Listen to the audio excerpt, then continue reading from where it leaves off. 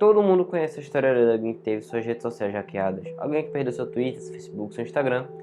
E toda vez que surge essa notícia, surge também todo um misticismo de como pessoas que estão vestidas com um capuz e um casaco num quarto escuro conseguem invadir sistemas de milhões de dólares. Infelizmente, não é assim que funciona. Então vamos entender como é que se hackeia uma pessoa de verdade. Então já deixa o like no vídeo, se inscreve no canal e bora entender isso.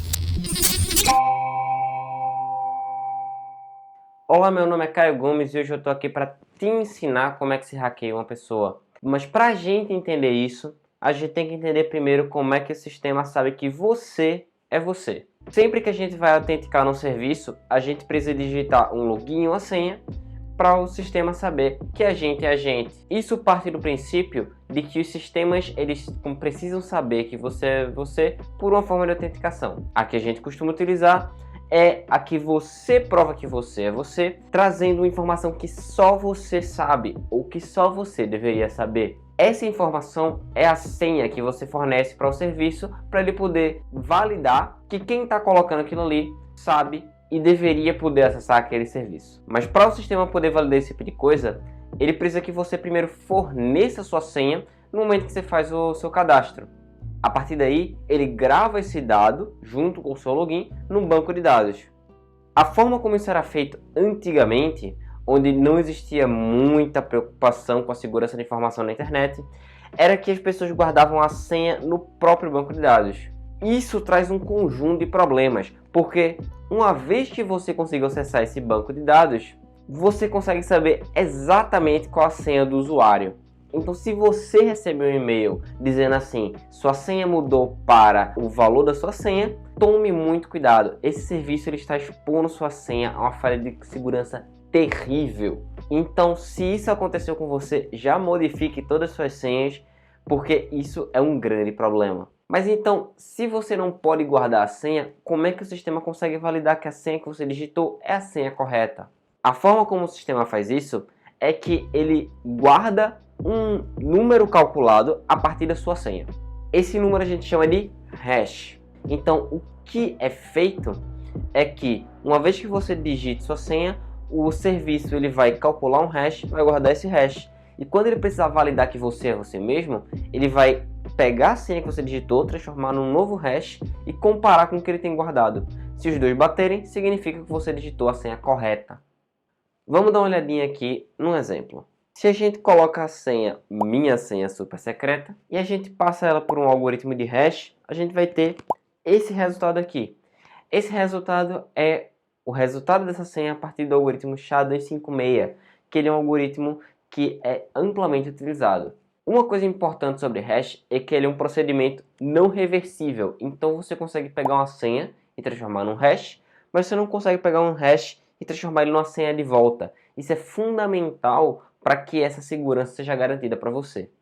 Além disso, os bancos de dados onde esses hashes ficam armazenados em empresas grandes, ele é uma área extremamente segura, porque ele é uma região extremamente sensível, porque qualquer pessoa que consiga usar esses dados consegue também acessar a senha, a conta de qualquer usuário que esteja ali guardado.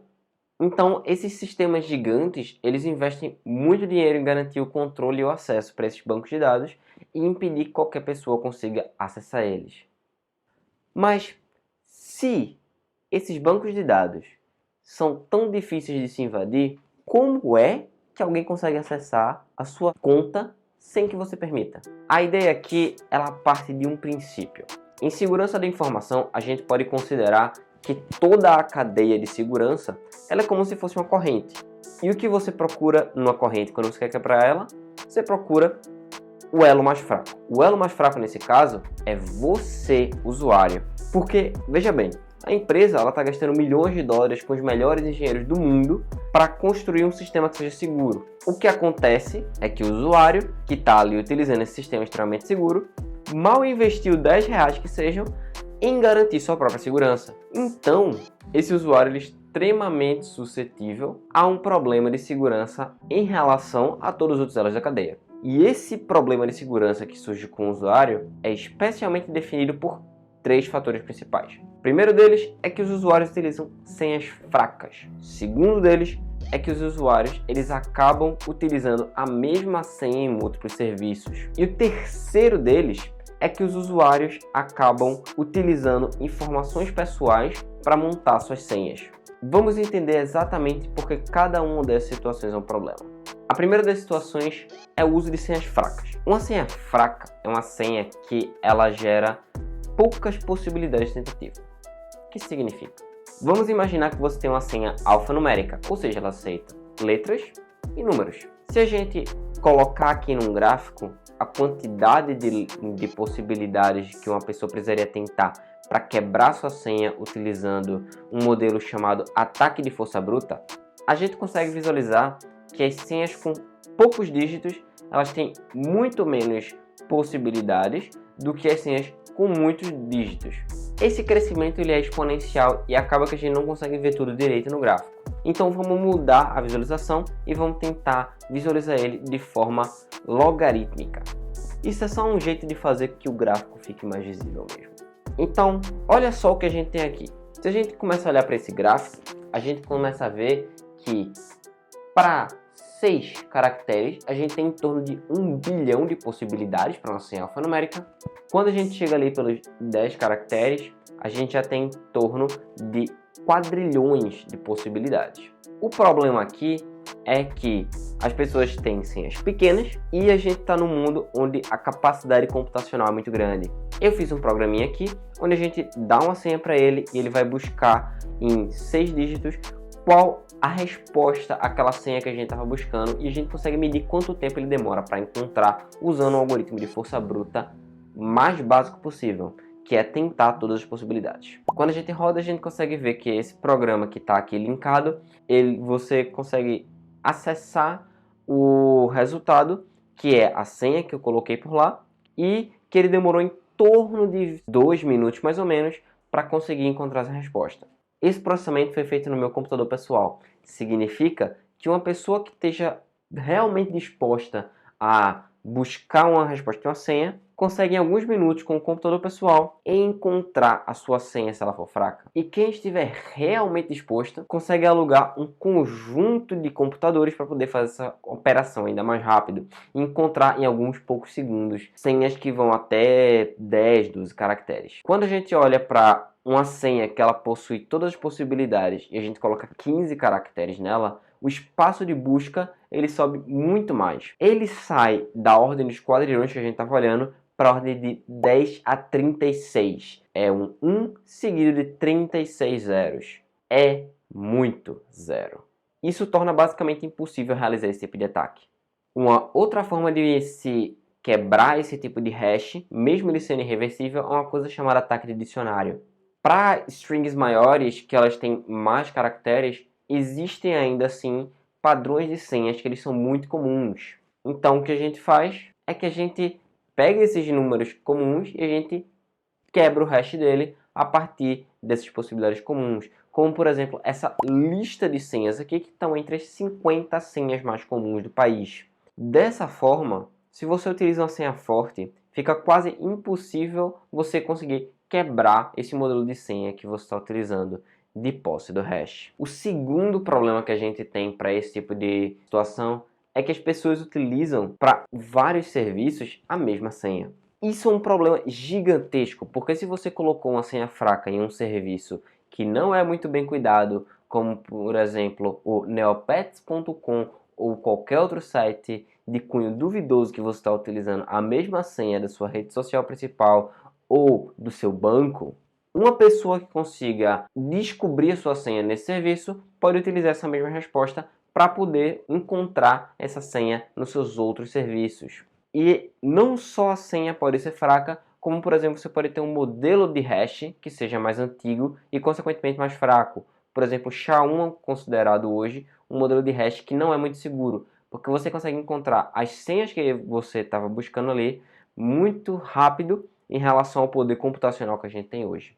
Isso faz com que qualquer pessoa que tenha acesso a um banco de dados comprometido consiga utilizar essa senha e testar em vários outros serviços que você tem o seu e-mail, porque você provavelmente está compartilhando as senhas entre eles e vai acabar funcionando. A terceira grande falha de segurança que a gente tem por aqui é que as pessoas, elas utilizam as informações pessoais para montar suas senhas. Isso é um problema porque se você publica na sua rede social que o seu cachorrinho se chama Davi e você usa como sua senha o nome do seu cachorro seguido da sua data de nascimento, tenha certeza que alguém vai descobrir sua senha. Porque as suas informações pessoais, elas são uma grande possibilidade de você utilizar aquilo como senha. Então uma pessoa que ela tenha tempo, esteja mal intencionada em pegar a sua senha, ela pode utilizar essas informações públicas ou que ela conseguiu em algum outro lugar para poder tentar adivinhar qual a sua senha. E se você utiliza um padrão que tem muito a ver com sua vida, é bem capaz dessa pessoa acertar. Então tenha certeza, se você faz isso, você está correndo um grande risco. Mas de maneira geral, para essas falhas serem exploradas por uma pessoa mal intencionada, elas precisam de um vazamento de dados. E os vazamentos de dados, eles estão disponíveis na internet através de um mercado negro, onde você pode simplesmente comprar um banco de dados vazado, como por exemplo o banco de dados de CPF do Brasil que vazou recentemente, ou então o banco de dados de um site como o Neopets.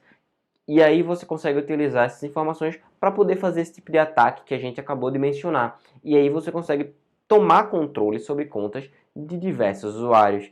E aí você pode aplicar golpes, como por exemplo, se passar por você e pedir dinheiro, ou fazer alguma outra atividade que seja escusa. Uma forma de saber se você já teve seus dados vazados por algum desses bancos de dados que provavelmente está sendo vendido pelo mercado negro é você ir num site chamado Have I Been Pwned, e quando você chega lá, você digita seu e-mail e ele vai dar para você alguns vazamentos de dados onde provavelmente foi encontrado seu e-mail. Esse tipo de informação faz que você consiga se assustar e descobrir que provavelmente você esteve em vários vazamentos de dados.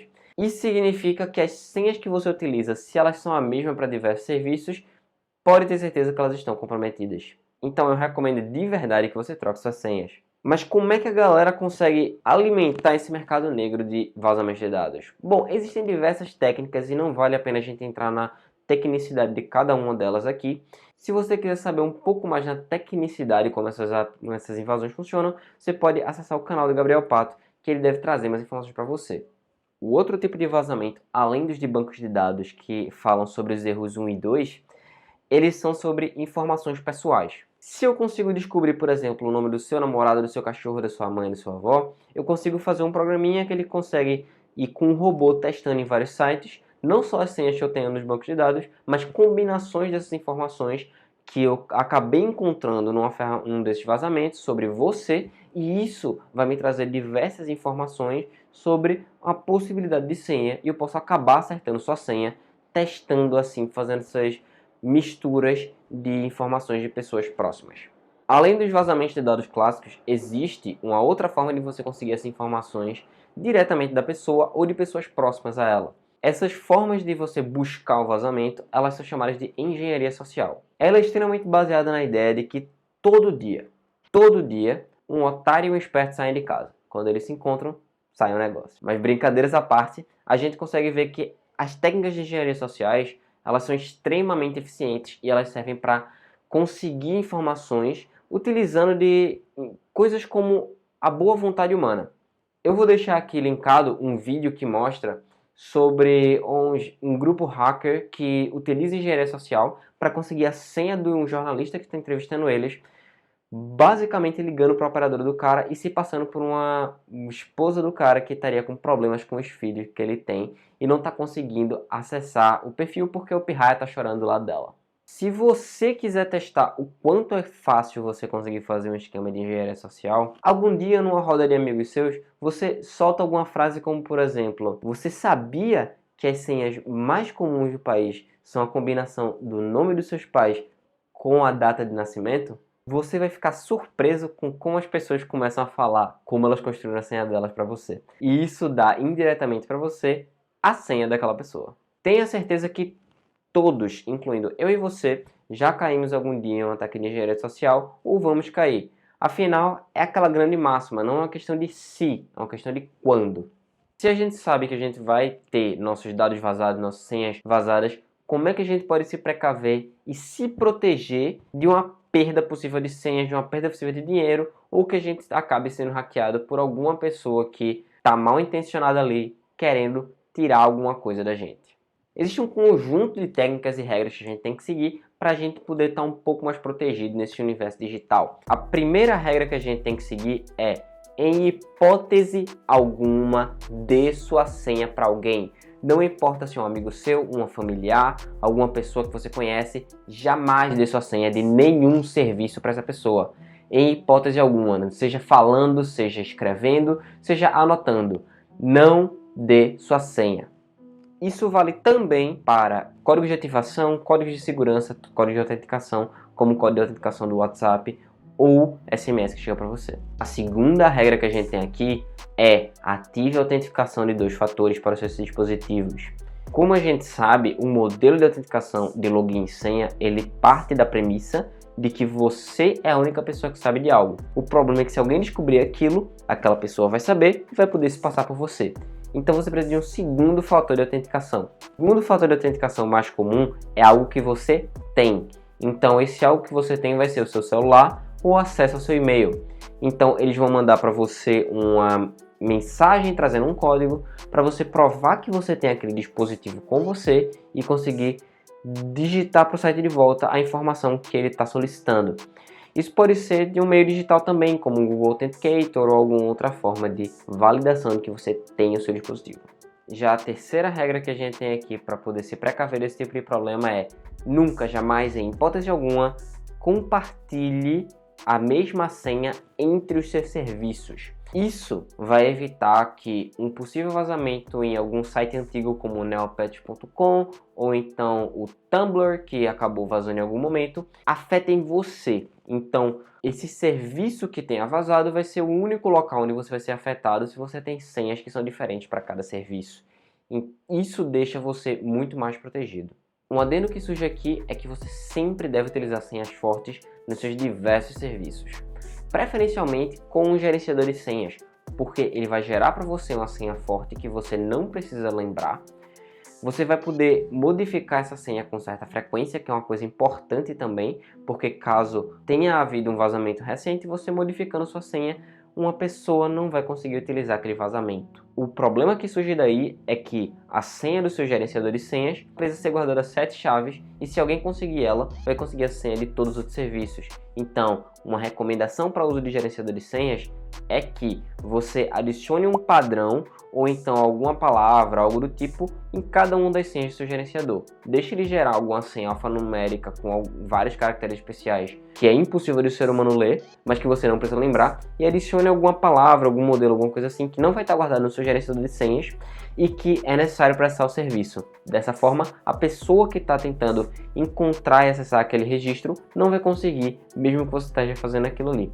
E a sua senha vai ser necessariamente uma senha forte, porque o gerenciador de senhas gera senhas fortes, e ela vai ser uma senha diferente para cada serviço, porque é isso que o gerenciador de senhas faz também. Bom, essas são as principais dicas que eu tenho para dar para você de como se defender de um possível hackeamento. Então, já compartilha com seus amigos, para eles também saberem dessas dicas, para eles se prepararem, se prevenirem e entenderem como é que funciona essa parte de como se hackeia uma pessoa. Deixa um like no vídeo, comenta, se inscreve, pede o que você está querendo saber aqui do canal e eu vou ficando por aqui. Até o próximo vídeo, tchau!